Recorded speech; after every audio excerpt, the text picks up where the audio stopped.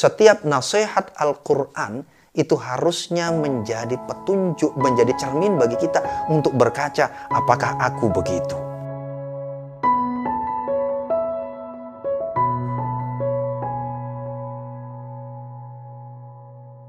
Assalamualaikum warahmatullahi wabarakatuh. Bismillah, alhamdulillah, assalatu wassalamu ala rasulillah Sayyidina Muhammad ibn Abdillah wa ala alihi wa sahbihi wa mawalah wa ba'd. Pemirsa yang dirahmati Allah subhanahu wa ta'ala, puji syukur kehadirat Allah subhanahu wa ta'ala. Hari ini kita berada di tengah bulan Ramadan.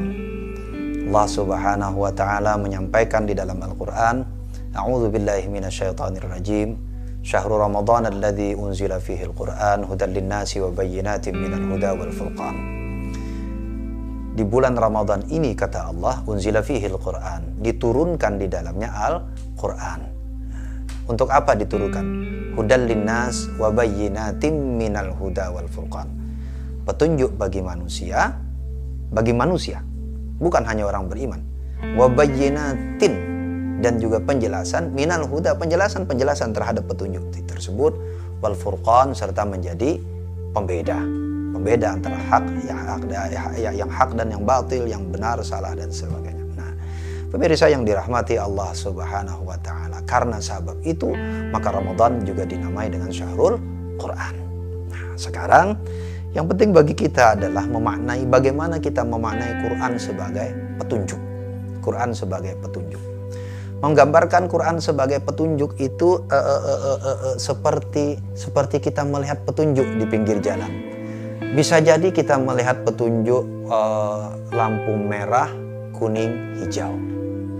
Tapi tidak serta-merta lalu kemudian kita mengikuti petunjuk itu. Petunjuknya ada, kita bisa melihat petunjuk itu, kita paham petunjuk itu, tapi belum tentu ketika merah orang berhenti, ketika hijau orang jalan, ketika kuning orang lalu kemudian berhati-hati.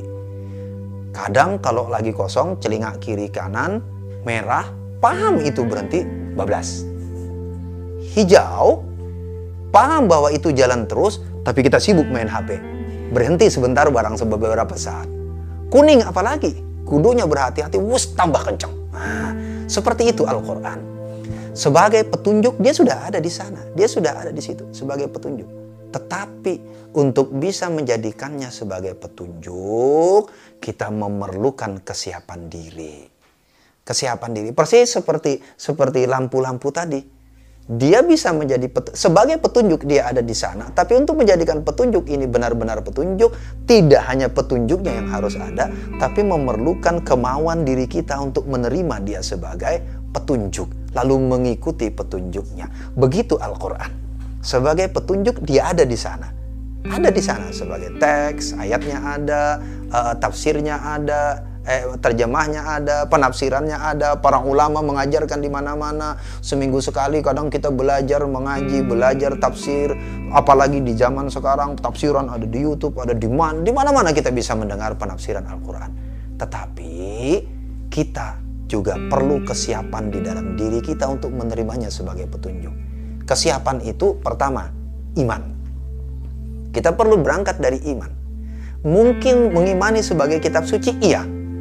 Tapi apa kita mengimani dia sebagai petunjuk? Bisa jadi perkara yang berbeda. Nah, bisa jadi dua hal yang berbeda ini.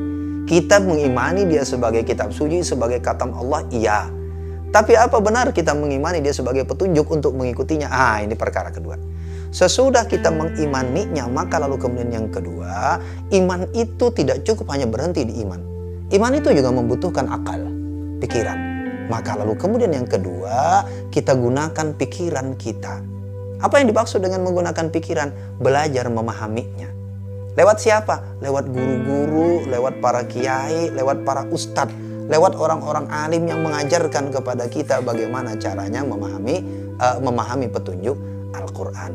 Maka dengan begitu, maka dia baru bisa menjadi petunjuk. Satu. Kemudian yang kedua, dia sebagai petunjuk juga bermakna cermin diri. Quran sebagai petunjuk itu bermakna cermin diri. Apa maksudnya cermin diri?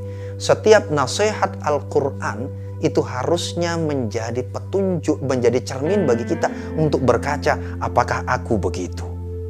bukan untuk menunjuk-nunjuk orang lain. Seringkali kita membaca Quran tidak untuk memberikan petunjuk ke diri kita.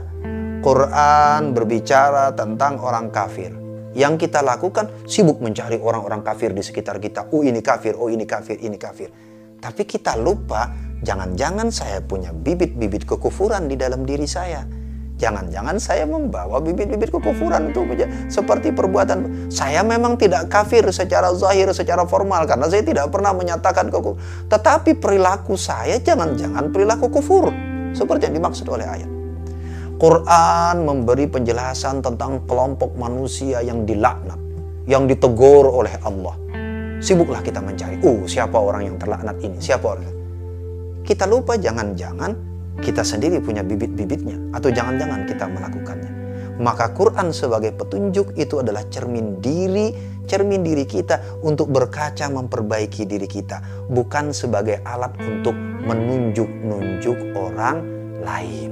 Maka dengan begitu Al-Quran akan menjadi petunjuk yang sebenarnya dalam menjalani kehidupan kita, tidak hanya sebagai seorang muslim, tetapi juga sebagai manusia. Itu makna hudal linnas, dia petunjuk bagi manusia.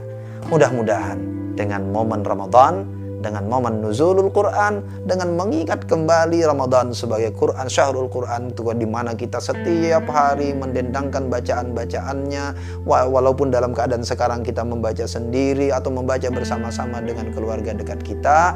Allah Subhanahu wa taala beri kita jalan, beri kita kemudahan, bukakan pintu hati dan pikiran kita, bukakan seluruh anggota tubuh kita untuk benar-benar menjadikan Al-Quran sebagai petunjuk. Wallahu a'lam bissawab. Salah khilaf saya mohon maaf, mudah-mudahan ada manfaatnya.